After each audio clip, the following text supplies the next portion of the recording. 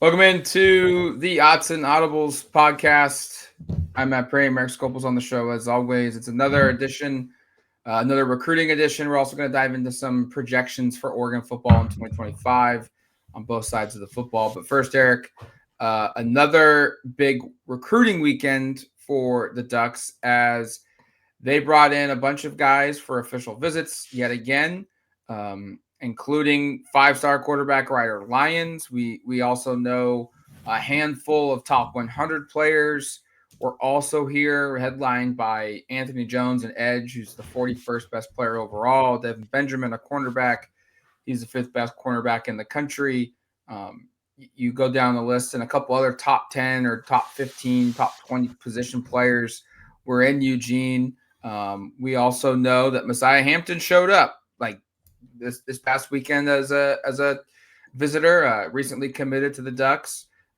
He's technically projected to be here this weekend as well. We'll see if that actually happens or not. But nonetheless, it was another weekend where Oregon brought in a bunch of names. And I think we're starting to see some of the dominoes fall here with regards to who is in play for Oregon and who maybe needs work to be done. Ryder Lyons is the big one. Family made it to Eugene. They were here multiple days. It sounds like the Ducks made a pretty good impression, made a good pitch to why he should enroll at Oregon in a couple years after his religious mission. He goes to BYU this weekend, and it feels like kind of a Oregon versus BYU battle. But Oregon's in there and in the thick of it. We'll see what happens with the five-star quarterback.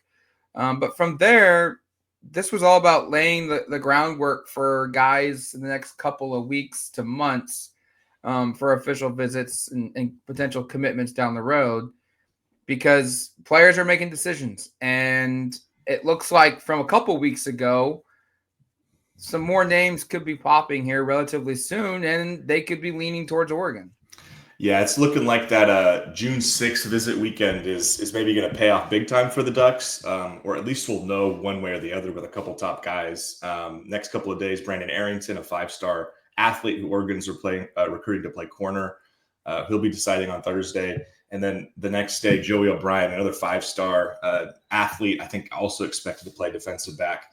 He's announcing on Friday. So, that could be a couple big days there if things go and break right. And we're not suggesting that they're going to get both of them necessarily. We're also not saying it's impossible that that's the case. And there's certainly, if you're reading the tea leaves, reason to be optimistic about those two.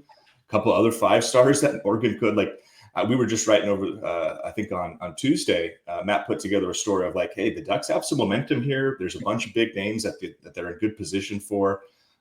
These two players, these five stars, have both set up commitment dates, but they're not the only ones, right, Matt, that Oregon looks like they're feeling pretty good for. And I think, we'll touch on the upcoming weekend here, but I think you have to be really encouraged by what's happened to this point. I know there hasn't been the fireworks yet, but it really does feel like the next couple of days that's happening. And I put together a story. I won't get into all the details, but just of using the class calculator, which is a tool over at 24/7 Sports, which, by the way, is available to everyone. So if you ever feel like, hey, what would happen?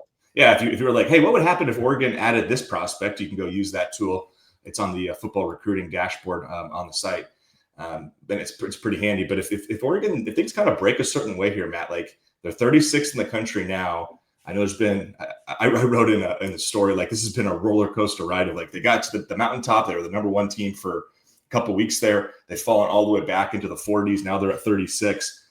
I'm not saying they're going to be number one again necessarily, but if things break right, and some of these prospects are certainly suggesting, hey, we're really into the Oregon, and there's some of the top prospects in the country, things could get pretty good again pretty fast, I think. Yeah, the tea leaves are suggesting some five stars could go Oregon's way here in the next days or weeks. You mentioned Arrington. You mentioned Joey O'Brien. Jet Washington's another five-star safety based out of Bishop Gorman High School in Las Vegas. He's also trending towards making a decision. It kind of boils down to right now Oregon versus USC. Oregon's got a lot of momentum. A lot of people and sources are thinking that Oregon's going to be the one that's going to probably come out of here on top. It's not done yet. USC could certainly change the picture. This has gone back and forth. But right now, everything's trending towards Oregon's way. And that could impact who's here this weekend, because if Oregon does land a Brandon Arrington this week, and then Jet Washington follows up, relatively shortly after, that's 2 safety commits at the position in a couple of days. And what does Oregon do with some other players that they're looking at? And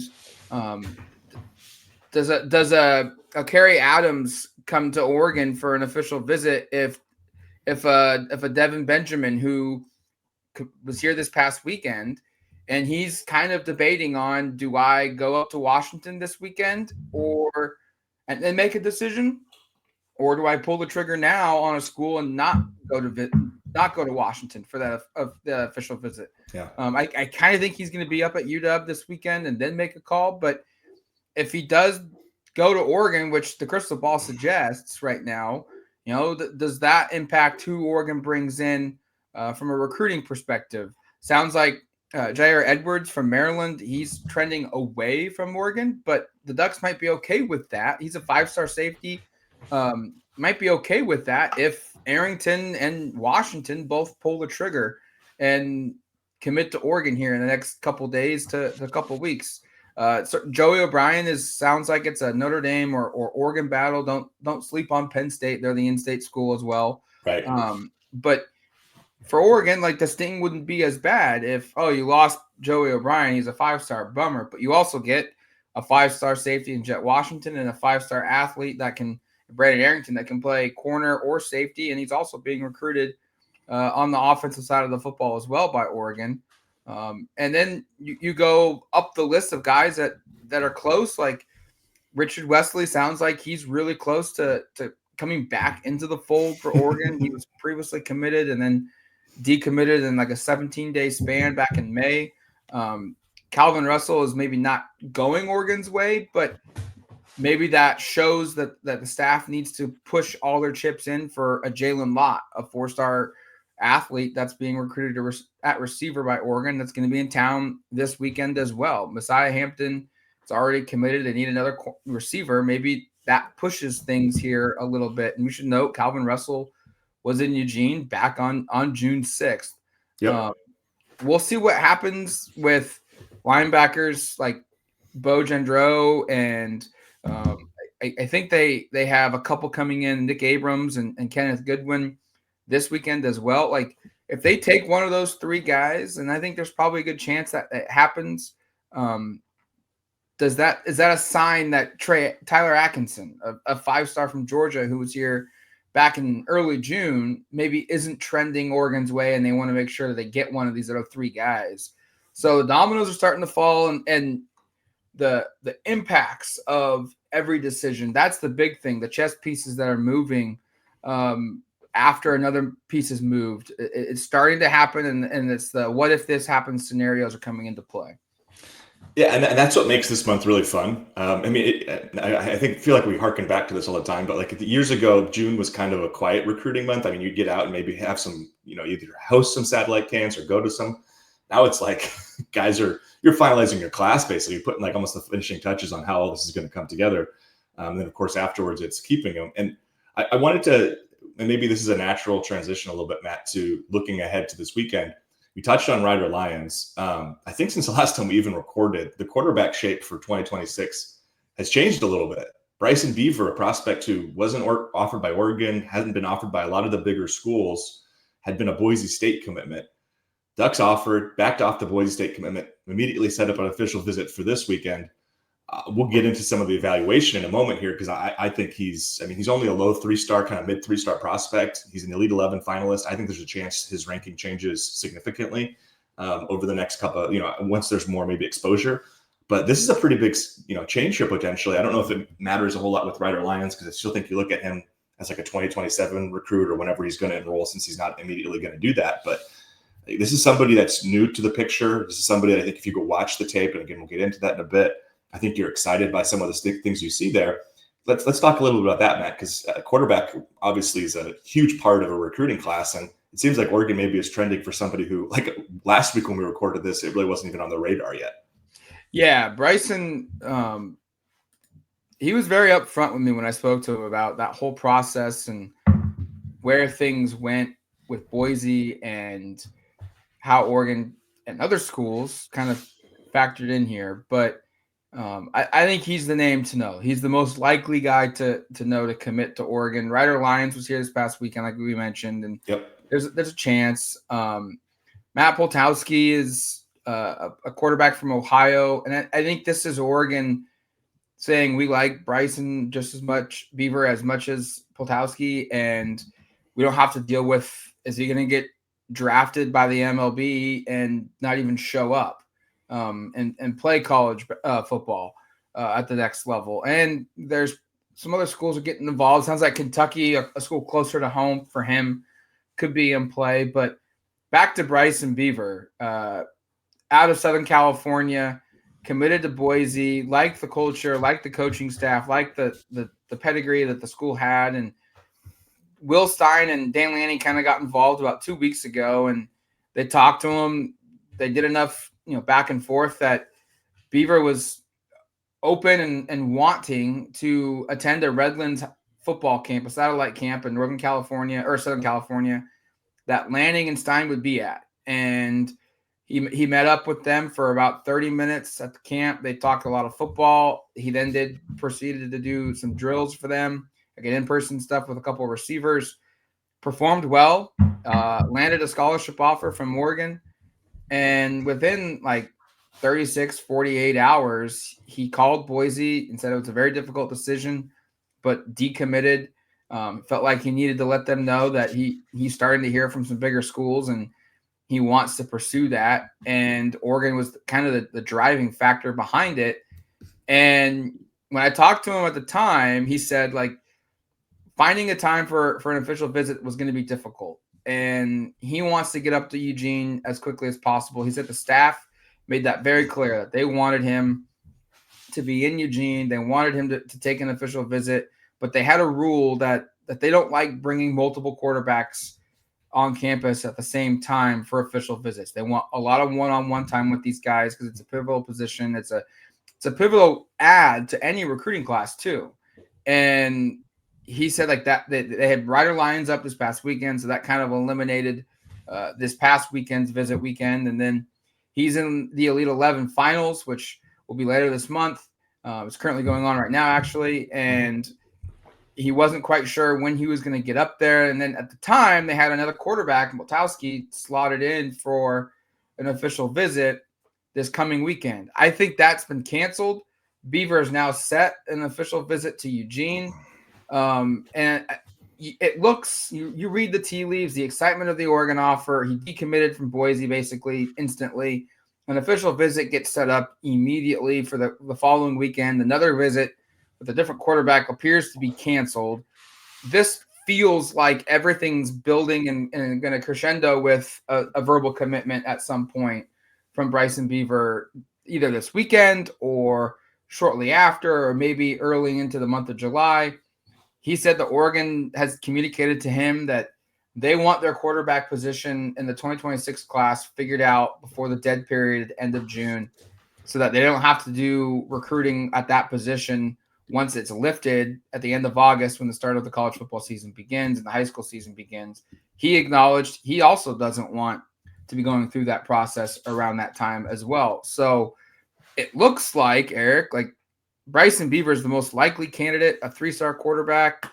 He's flying up the charts here. He's at the Elite 11 camp, finals, I should say, and he's got an opportunity here, it looks like, to maybe pull the trigger and join this 2026 class and finally give Oregon a solution to the position that has been filled with a lot of twists and turns. It sure has. And this whole recruiting cycle has been. And just another tidbit for listeners who maybe didn't notice or hear about it, but Alabama and Ole Miss both offered him like a couple of days after he opened up his recruitment following the Oregon offer. So this is somebody, it's like, because I know people get stuck on like he's the 41st best quarterback in the composite, the 54th based on our 24/7 sports rankings. Like you get stuck up on that and you go like, is this like a reach? Is this a super backup plan? I'm not saying like Like, if some things had fallen, if Jared Curtis had picked Oregon a couple weeks ago, we're probably not having this conversation. Bryson Beaver probably doesn't become a target, just full transparency. But this is where we are, and you watch the tape, and this is maybe we can get some of that evaluation. Like, I'm not saying it's a one-to-one with Bo Nix, but that's certainly, I'm not the only one who's watched that tape and felt that way. Just in talking to some people, and even on our message board, I suggested it, and then everybody else is, not everybody, but a lot of people are like, hey, I can see it. And it's the athleticism, it's the quick release, it's the ability to improvise and throw the ball downfield. It's some of the arm talent to throw into tight windows. Like, again, he's ranked where he is right now, and I think it's likely, because he's at the Elite 11, that his recruiting ranking does change, and he does fly up the board a little bit there as well. But this is a prospect to be excited by, and if you go watch his huddle highlights, I think a lot of you will say, hey, I can kind of see some of that Bo Nix. I'm not saying he's going to be the school's all-time leading passer if he does pick Oregon. I'm not saying he's going to finish as a consensus 5-star recruit and come in and start as a true freshman. Right. Obviously, he can't beat Oregon in his first football game either, like Bo did many years ago. But I'm just like, there are some traits there that pop and kind of remind me of Bo. So again, we'll see how this recruitment plays out. But like, if it wouldn't be surprising, I think, Matt, like if by early next week or maybe even over the weekend, he's already committed to Oregon. It just feels like that's kind of where this is going. And again, the 744th best recruit in the country by the composite, that kind of feels like, oh gosh, Oregon whiffed on all their top guys. They had Jonas Williams, he decommitted, he's now at USC. They were after Curtis, blah, blah, blah. You can kind of get down that line of thinking of, oh, this is really a bummer, but it doesn't mean they're not going to get a good prospect. And I was really impressed watching Bryson's film, and again, saw some pretty clear similarities to a former Oregon quarterback who was pretty darn good. So I guess if you have any qualms or concerns, I just suggest going and watching that and seeing for yourself what you think, because I think this guy's a gamer. And if he does end up at Oregon, who knows if he ever starts and is the guy, but like, you can see the skill set that would make a lot of sense, especially within this offense. And he actually referenced like Bo Nix and Dylan Gabriel and the development that Oregon has. He highlighted the fact that Oregon has 4 active quarterbacks in the NFL right now. And some of that, 2 of those guys aren't players that played for the current staff. And, that's just good PR work by Oregon's recruiting department of pushing that narrative. But yeah, I think it goes beyond, and that's, Oregon's in a position now, and a lot of schools are too, but where they can highlight, hey, it doesn't really matter what staff is coaching or what offense the offense is running. Good quarterbacks come here regardless, and they get developed.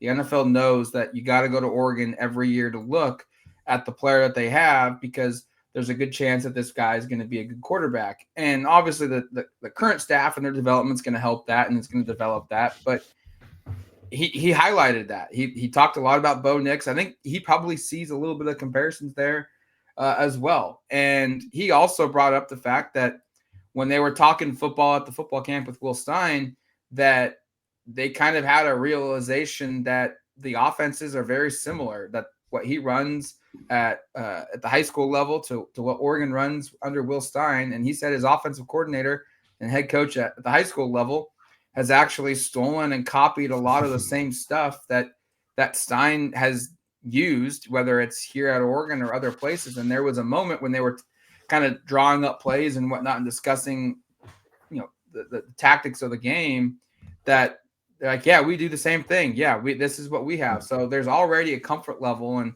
that only builds into, I think, the possibility of landing a commitment just because of familiarity there of the two. The high school, the player, and the potential future school. All right, let's dive in real quick to who's here this weekend. Maybe there's a couple commitments we should note that are going to be here. Kendra Harrison's a top 50 player in the country. He's recruited to tight end. He's a top 4 player at the athlete position. Massive dude, 6'7", 250-ish. Also a 4-star basketball prospect. This will be a big visit for him for meeting with the basketball staff for the first time. It's always been football only. He's pretty much locked into Oregon. It'd be a big shock if he changes. Tredarian Ball, another Oregon commit. He's the 51st player in the country running back from Texas. He'd flirted a little bit in the spring, but has kind of come in and said, nope, I'm locked in. I'm not going anywhere. We mentioned Messiah Hampton, the possibility of him getting back to Eugene, most recent commit, a 4-star receiver. Vili Moala, previously of Utah, now lives here in Eugene and enrolled at Willamette High School, 3-star defensive lineman. He'll also be here for an official visit. Wouldn't be surprised if Tony Cumberland shows up for an official visit as well. He's a Eugene kid that previously played in Arizona, also goes to Willamette High School here in Eugene. So wouldn't be surprised if there's a handful of commits on campus. But then the uncommitted guys. Emmanuel Nacho, 6'6", 6'7", 5-star offensive tackle, number 2 tackle in the country, will be here. Jalen Lott, a 4-star receiver, he will be here. Kari Adams, a 4-star cornerback, potentially could be here. Again, we noted that if Devin Benjamin pulls the trigger, that might spurn things there a little bit. Nick Abrams from Maryland, a 4-star linebacker, is expected to be on campus. Kenneth Goodwin from California, a 3-star linebacker, will also be here. And then you wonder, does Mark Bowman, a tight end, a 5-star, committed to USC, does he show up for an official visit? He's currently scheduled to do it. I kind of don't think he will, but maybe that happens. And then another one, Jackson Cantwell, committed to Miami. Oregon's continued to try and recruit him after he committed to the Canes. He was supposed to be here this weekend as well. I don't think he will be here, but do we get a surprise visit from Jackson Cantwell?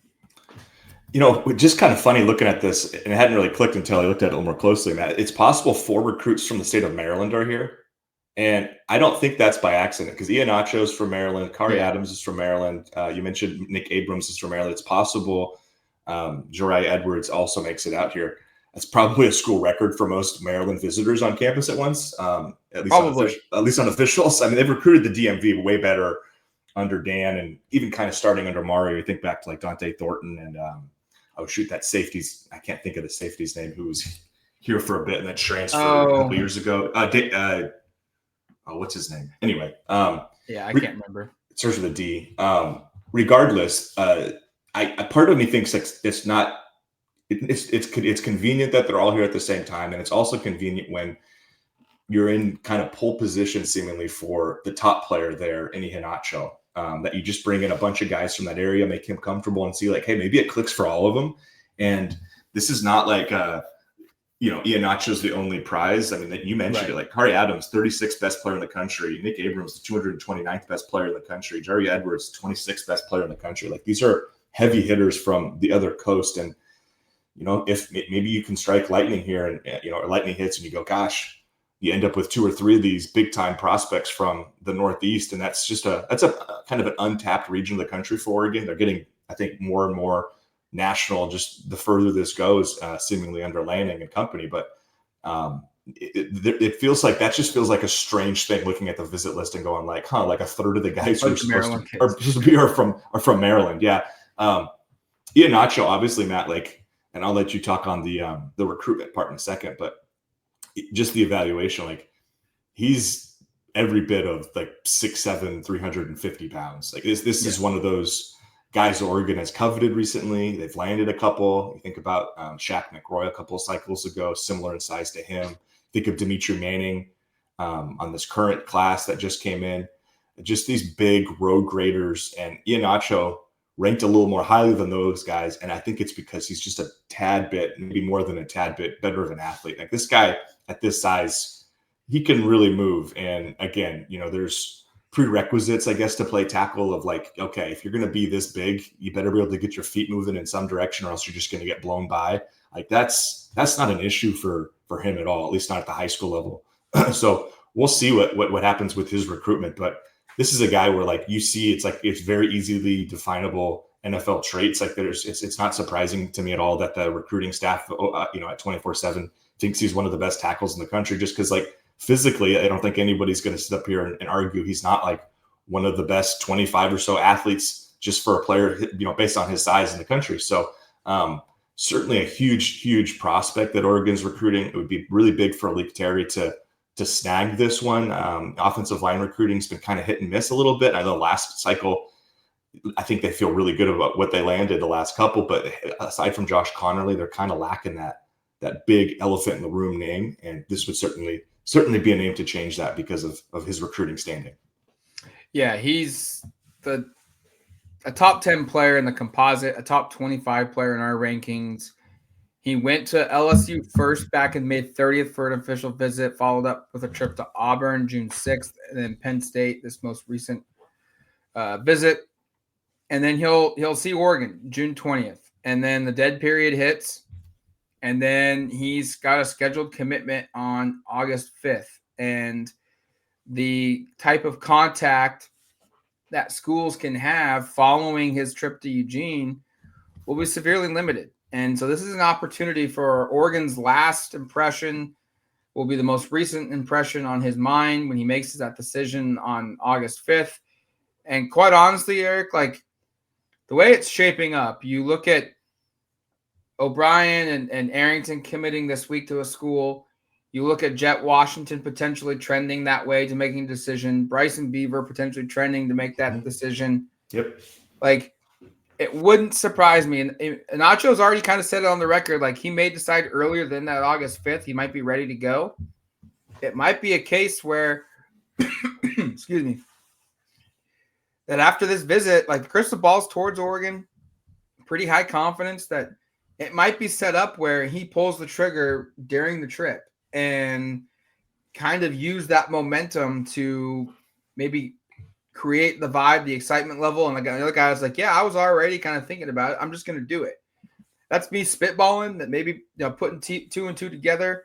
Wouldn't surprise me though if a decision comes maybe earlier than that 5th, but if it does of August 5th, it looks like it's going to be for Oregon. And then, you look at a couple other names that are here this weekend, like Jalen Locke could easily pull the trigger as well to commit to Oregon. This is a guy that out of Texas was at Georgia in mid-May, at LSU the end of May, USC early June. Most recently, he was at Texas, and then he's committing. He's at Oregon on the 20th. He's committing July 8th, and that's roughly 3 or 4 weeks from now of when a decision could be coming in from Jalen Lott.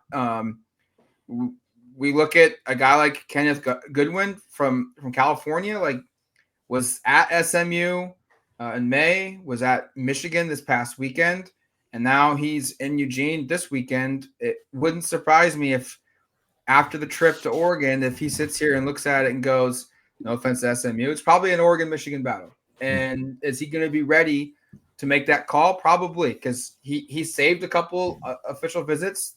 He still hasn't taken any. Maybe he's sitting here thinking, I want to look at Michigan. I want to look at Oregon. I want to look at SMU, kind of my 3 top schools. And if I go through the process and I don't like any of them, in the fall, I'll take some other trips. Or maybe it's the schools aren't all in yet on the player.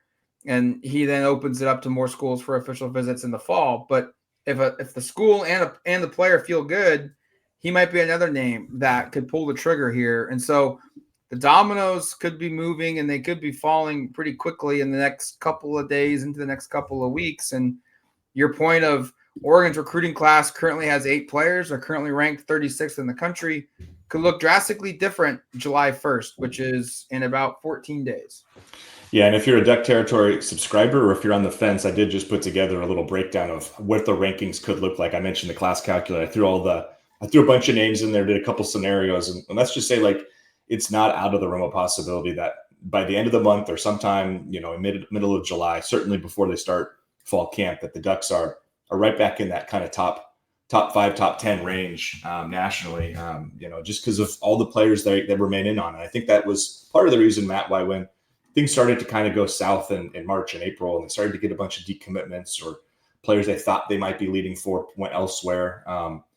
We were kind of like, hey, let's kind of hold up a little bit just because they had so many other top names that they were still in on. And that's part of the benefits of being Oregon in this modern recruiting era of like, they have their hands in a lot of different cookie jars. It wasn't just limited to, hey, if we don't get Jackson Cantwell, oh gosh, or Cody Green, I should acknowledge. Those were 2 offensive tackles that we were like, hey, they might get both of these guys. Well, they had Green. no longer have him. He's at Washington commit, and obviously we know where Cantwell went. If they end up with Iheanacho, you're like, hey, that's pretty dang good. Same kind of thing at quarterback. I know it could still be Ryder Lyons, it could be Bryson Beaver, but when Jared Curtis picked Georgia, it was kind of like a gut punch for a lot of people because there have been some rumblings for a while that Oregon was really kind of in the mix there. You don't blame the kid from Memphis for wanting to kind of stay closer to home, but Oregon, I think, is in a great spot to kind of, I guess, take these body blows and still, punch back a little bit with some of the prospects they're in on. And certainly it feels like it's heading in that direction. And one last thought, Matt, if Richard Wesley does commit again, does he do another cannonball, or is it maybe he can do like how do you up a cannonball? Maybe just like a back handspring off the diving board or something like that. He's got to step up some sort of. I mean, he has to be in a pool. I figure, right? Maybe he goes to Amazon and goes off the high dive. There you go. Got to get creative here. I don't know. I like that commitment so much. It's just a bummer. It's stuck for like 6 days, but oh well. Let's transition now over to some projections for the 2025 football season. Erik, you went through the exercise the last couple days, predicting offensive and defensive statistical leaders. Offensively, this is one where we could go through the list and we could have like 15 stats here. I guess maybe put you on the spot. What was the one you're most confident in out of all the passing, the rushing, the receiving stats? What was the one that you were like, oh, this is easy. Like this guy is going to lead blank. There were somewhere it was like, this guy should lead, but it's hard to predict the numbers. And like one thing I should note going through this is like, none of last year's returning leaders are back, right? Like you think about like, Dylan Gabriel, Jordan James is gone. You lose Tez, you lose Terrence, you lose Trayshawn, like all the guys who are your top receiving targets essentially. And so I guess I was most confident in Mekhi Hughes being the leader. Now, I will also acknowledge like the spring game kind of indicated like maybe they're going to rotate more, but that's a spring game and I don't know how much you want to take from that. But I did pick Mekhi to lead the team in rushing yards and rushing touchdowns. I said, I think I have him at, just under 1,300 yards rushing and I think 12 touchdowns. So, or 13, I apologize. So that was probably the easiest just because I feel pretty comfortable asserting based upon his history as a lead running back and the lack of experience of other guys on this roster that like he's probably going to be the alpha and the lead runner. But we'll see. Like, stranger things have happened. I remember Dan's first year here. Everyone was on the Byron Cardwell is going to be the guy train, and we broke fall camp, and they played Georgia in that opening game, and he was like running back 5 and ended up being, in the portal by the end of the year. So I'm not suggesting that's the case. I'm just saying it's unpredictable sometimes. And sometimes you think, how things are going to play out, and you talk to people and they're like, yeah, that sounds right. And then it's not right. So I think that's the easiest one for me. I chose Dante Moore to lead the team in passing stats. That's probably also not a surprise, but that doesn't feel like over based on the spring game either. I did predict 3,200 yards and 27 touchdowns. Those are numbers that are, comparable to what we've seen in this Will Stein offense with more experienced quarterbacks, but not quite on pace. Dylan had about 3,800 yards and 30 touchdowns. Obviously, Bo had like 4,500 yards and 45 touchdowns. Like nobody should expect that from Dante in 2025. But I still think you can, anticipate a really successful season. And then if you want to get into the most difficult, Matt, like what do you do at receiver, or just receiving stats? It was difficult for me to kind of know how to parse through this. And I ended up landing on 2 guys, but this is the hardest one, especially post Evan Stewart to manage, just because none of these players that I'm predicting have really done it at this level before. And that makes this a challenge, even though I like the team's receivers and tight ends a lot. I think Sadiq's going to be the leader in receptions. Yep. I think you look at so I agree with you on that one. You look at just the number of targets that Ferguson got the last couple of years with Stein, and then you combine that with the lack of clarity of like a go-to defined guy right away. Like that feels pretty like a safe bet to make. And Stein's also said like, we need to be better. We need to get this guy the ball more. And I think he's going to get those opportunities. Who leads the team in receiving yards? I think this is going to be incredibly tight the entire season. And I don't think now without Evan Stewart here, I don't think there's going to be a guy that really has like a 1,300-yard receiving season, a 1,100-yard receiving season. And I honestly think we're going to see a bunch of guys, like we're going to see 4 guys, Sadiq being one of them, from that 600 to like 850 number. And it's just going to be spread out. And yeah. Oh, go ahead. I was just just like who leads the team. Like I know you picked Decorian Moore in receiving yards. I think that feels like the obvious one. Maybe if I had to pick somebody else, maybe go Justice Lowe. But the thing is there's so many wide open-ended questions that we don't know the answers to yet. And what's the combinations going to be like in terms of who plays a ton to get those opportunities, or is it going to be a more of a rotation, which we've previously haven't seen yet at Oregon? Yeah, no, this one was hard, and I did get a couple people asking, like, you said they're going to throw for 3,200 yards, and yet I have Decorian Moore leading in receiving yards with 677, and they're going to go like, the math doesn't add up unless you think this is going to be way more.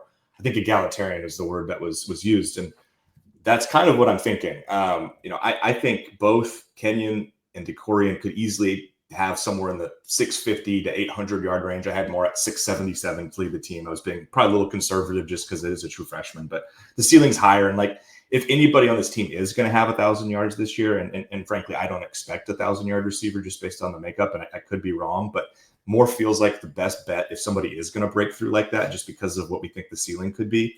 But it's still a true freshman, and like he's still going to have some games probably where, for whatever reason, he has 3 catches for 25 yards and it's just not as involved, right? Like this is what we see from true freshmen. And I'm hoping obviously that's not the case. And he has an incredible season, and Oregon's pass game exceeds expectations, at least in terms of who's catching the passes. But just like kind of like more broadly, like I agree. I think Kenyon Sadiq and Decorian Moore are probably the top 2. I think you could look at Gary Bryant and Justice Lowe and say like, those 2 guys should have maybe 300 to 400 to 500 yards receiving. You go down and you go like, what do you do with the Dylan Gresham, the Malik Benson, Kyler Casper, Jurian Dickey, Jeremiah McClellan group? Like that whole group probably could, a couple of those guys could be in that 400 or 500 yard range. I'm not saying that they all will be, or that, and if, of course, if a couple of those guys are, then maybe you take some of those yards away from Lower Bryant. So it was difficult to do this. And one stat that I kind of found here that I thought was interesting, I just wanted to note here was,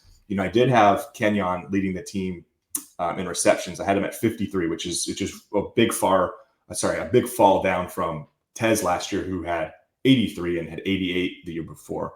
But one thing that was interesting looking at Kenyon, Matt, was that his ADOT, which is the average depth of target, according to PFF, is 2.2, which goes back to our point for a while now of like they need to get him downfield more often. Yeah. And how about this stat, Matt? Actually, I'll quiz you. I don't know if you've seen it.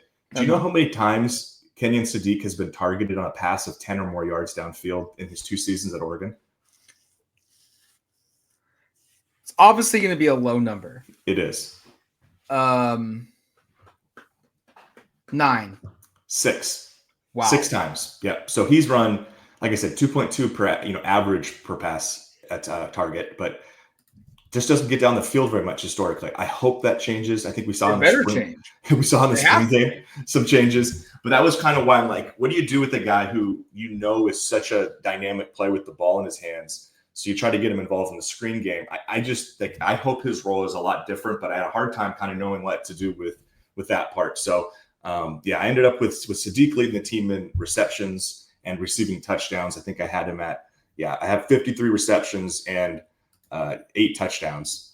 And then I had Decorian Moore leading the team in receiving yards and yards per catch. So that was kind of where I landed. I acknowledge that was the hardest part, just because you're talking about a lot of uncertainty, a lot of guys that just haven't done it at this level that you're having to rely on this year.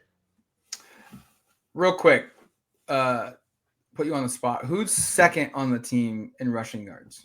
I agree. Mekhi Hughes is going to be the guy, but who's second? So I did go DeJuan Riggs second or leading the team in yards per carry.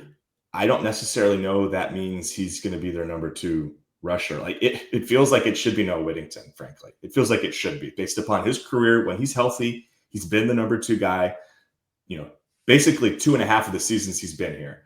So it feels like that's the logical choice. I also go like, just from watching the last season, based upon where Noah was for the most part, I feel like Jaden Lamar's got more juice. DeJuan Riggs, I'm really impressed with. And like, even like a De'Aaron Hill in the spring game, there are a couple runs where like he just moves a little differently. So the answer is probably Noah, but I acknowledge that's not easy. What about you? Where would you, do you have I think it's going to be Riggs. Yeah. I think Whittington is going to have the second most carries on the team. But like you, I think Riggs is going to have kind of like I hate to use this name because people are going to associate he's going to be a superstar. But remember when Oregon had LaMichael James, Kenyon Barner, and then DeAnthony Thomas showed up as a true freshman? Sure do. Hard to forget that. And like DeAnthony Thomas, he played a lot, but like his touches were limited. But when he got him, God, he was explosive. And he just chewed up yards. And I kind of feel like DeJuan Riggs he's not going to be DeAnthony Thomas. I am not saying that. But he's going to totally different players. He's going to have some kind of like he's going to have a game where he has like 6 carries for 64 yards. And because he's going to have one run of 35 yards or something like that. And he rips it off. And I think Whittington's going to be a guy that's going to be like 12 or 13 carries a game, and he's going to be somewhere around 40 or 60 or so yards, just under 5 yards a carry. But it's going to be a case of they're going to have very similar numbers, but Dink's just going to have a much higher per carry average. And that's what's going to catapult him to, I think, being kind of a surprise. Wow, I didn't realize he finished second on the team in rushing yards. And how do you bet against the guy who goes by Dink? I mean, you just, it's not allowed. You're not going to lose that battle. No. All right. A couple of defense here, and I think this can be almost quicker because this was frankly quite a bit easier. I'll just start tackles for loss, sacks. That's going to be Mateo. It wasn't particularly difficult. I do have him at 16 tackles for loss, and I have him breaking the school record for sacks with 13.5. And I think that's probably a little aggressive, not because I doubt his talent, but because like the talent around him is very different. Like you think about last year, like the 3 players that were playing around him with the hand down for the most part were Jordan Birch, Jamari Caldwell, Derek Harmon. 3 guys that went in the first 2 days of the NFL draft. Obviously, Harmon was a first-round draft pick. That took a lot of attention from the opposing offensive line. Will it be the same with when it's Amari Washington, Bear Alexander, and fill in the blank? It could be, Tione Gray, it could be Jericho Johnson, could be Terrence Green, etc. Like, is it going to be is it going to look quite the same? My guess is it's probably not early. Maybe it changes over the course of the season. But I had a kind of hard time knowing like how far to push it because I think the world of Mateo. This is one of my favorite. I think this is one of the most talented pass rushers Oregon's had. I don't know if he's as talented as Kayvon necessarily, but the effort, the size, the strength, the versatility, like I think it's all there. He's to me a potential first-round draft pick. I think he could have a breakthrough season. Could be a Big Ten Defensive Player of the Year type of a season.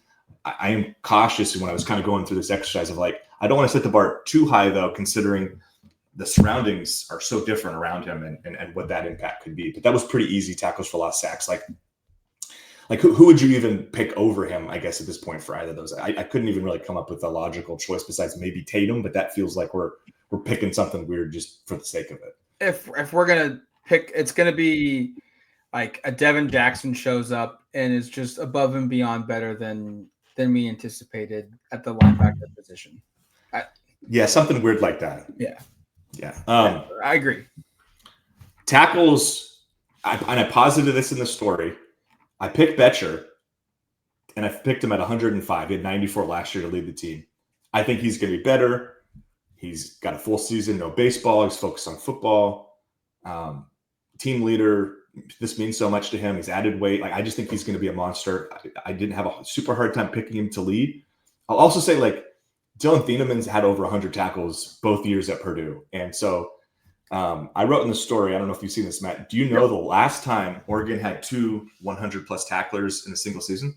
Well, I'm cheating because I've actually seen it. Okay. But yes, go ahead and give us. It's been a while. It's been 15 years since John Boyette and Michael Clay did it in 2011. And again, safety, middle linebacker, same kind of combination. Not saying it's a surefire thing, just something to have on the radar as we get closer to the season of like, you know, and one stat I mentioned that I mentioned the story, but haven't mentioned on here. You know, Oregon's yet to have a 100-yard tackler under Dan Lanning. The last one to do it was a couple years before he got here, or actually a year before he got here when Noah Sewell did it as a junior. Like statistically, you know, historically under Dan, at least it's been kind of more spread out. Yep. I think this season feels like maybe it could be different with just the caliber of these two players and the positions they play and how much they're expected to be around the ball. So I want Bryce there, but I could see a case for like, do two guys have a huge tackle output? And it feels like it should be those two. And then I'll just finish up here. We can go a little quicker through these ones. Dylan Thieneman, I picked for interceptions. He had 6 as a true freshman a couple of years ago. Didn't have any last year. I think there's a return to form. I noted in the story he had 8 passes that he defended, which is, you know, PBUs plus interceptions in 2023. He had 7 last year. 2023, 6 of them became interceptions. 2024, 0 of the 7 became interceptions. I just feel like interceptions are weird. They're wonky. Sometimes the ball's caught, sometimes the ball's not. And I think this year he'll bounce back. And then finally, I'll finish with pass breakups where, you know, and you didn't ask me, but you asked on the offensive side, like, what were the more difficult ones? Like, what do we talk about in the secondary? Like, who's going to play? Like, we don't really know at this point. There's a lot of questions there. I landed on Theron Johnson, who was 3rd in the Big Ten last year with 10 pass breakups. You could convince me he's not going to start, right? Like, you could. I don't think it's the case, but like, Matt, would you be wholly surprised if this is a Cam Alexander, where highly regarded guy comes from a program that in this case is a bigger level, but not like quite Oregon, you know, not an Oregon caliber of a program, and just doesn't see the field as much as expected because some of the younger players step up. Like, I think that's certainly possible here, but Johnson kind of had to be the pick from my perspective of this guy's done it before. He's the most experienced guy. We'll see. Corner remains probably the hardest position for me to really talk about with any certainty on this whole team. Yeah, a couple things. Thieneman, I kind of think his tackle totals are going to be lower than the previous 2 years. Mm-hmm. In large part, not because he struggles to adapting. I think he's going to do it himself. But he's going to have better players around him. Sure. And he's not going to have to make every single play like he had to do at Purdue. So I think he's going to be one of the team's better tacklers. I think he's going to be up in the top 5. Wouldn't surprise me, though, if someone else kind of takes that mantle of being the number 2 guy from a tackles perspective. Who it is, I couldn't tell you. I'm not going to – that's too hard. Tackles for loss, secondary guy, I'm going to agree with, like, Tatum Tuioti. Sacks, same thing. Maybe a Blake Purchase gets unleashed and or Elijah Rushing. I wrote like one of those guys maybe becomes second. I do think Thieneman's interceptions could go up because he's going to be playing on a team that in theory is going to be scoring a lot more points than what Purdue did, forcing their opponents to throw the ball more often. More throws means more opportunities. More opportunities means the percentages are likely that he's going to get an interception. So I agree there. Theron Johnson is probably the safe pick. Maybe safe. Jalil Florence if he comes back and he's healthy. Sione Luau, though, could be that guy that could throw in, or maybe a true freshman like a Naeem Offord fights his way into the depth chart and is highly productive. Tall guy, big guy. Dorian Bruce, same thing. Iffy Obadegwu is another name. Like, they've recruited the position well. So, like, I think Jaden Kennedy is Theron Johnson's probably going to be the leader at the midway point in the season, probably, or maybe the first month of the season. Could be. But does he get surpassed by someone else that's maybe younger, less experienced, but more talented, and that guy's now kind of gotten his feet wet and has adjusted himself into the game? Oh, and one last stat I wanted to share because I came across this on PFF. I thought this was interesting regarding Thieneman and kind of his lack of interception production from last year. I think it was Max Chadwick who wrote in a story and that in 2023 he played 86.4% of his snaps at free safety. That allowed him to run sideline to sideline. You go watch his highlights. There's a lot of him, cutting off a route on the sideline or breaking up a pass in that regard from that position, right? Like running full speed to the sideline. You're kind of you're almost playing like a single high deep safety guy.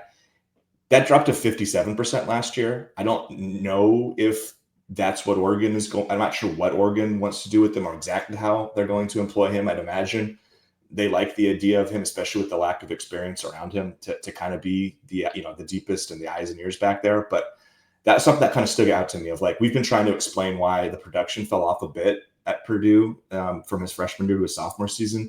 That was the first time I kind of picked up on that explanation from just reading through that. So kind of interesting. And it'll be interesting to see kind of how Oregon chooses to employ him. And if that changes his production, and how maybe that changes this defense. Real quick, who leads the team in all-purpose yards? Because factor in maybe a DB's in the kick return, punt return game. Yeah. It's probably going to be an offensive guy because of a ability to return punts, kicks, plus whatever they do on the offensive side. But I'd go Mackay just off of what I'm thinking. Just because it's like, I don't think you're getting a 1,000-yard receiver. I think you could get a 1,000-yard rusher pretty easily, unless I guess the most logical counter would be like, what if Gary Bryant leads a team with like 700 yards receiving, and then is also just like, I don't even know if he's going to get that much kick return, but we know he's been back deep for kicks and punts before. Like maybe he's the best bet other than Mackay of just like, he does a little bit of everything, whereas Mackay is just carrying the football. Mackay also caught the ball a decent amount and had a little bit of production out of the backfield as a receiver. So I think that's the safest bet, but maybe Gary or DeCorian could be used in the same way. Maybe he gets involved in the return game. We don't really, that's another thing I didn't obviously write in this story, but like big picture of like, who are the returners? I don't think we really know. Tez was such an elite punt returner and had so many big moments. Obviously Noah had the big kickoff return that set up the touchdown, because technically Jaden Lamar gets credit for scoring it because Noah left it on like the 1-inch line. So I guess I'd probably go Mackay, but maybe a Gary or DeCorian, if they're big in the return game, could be a second choice.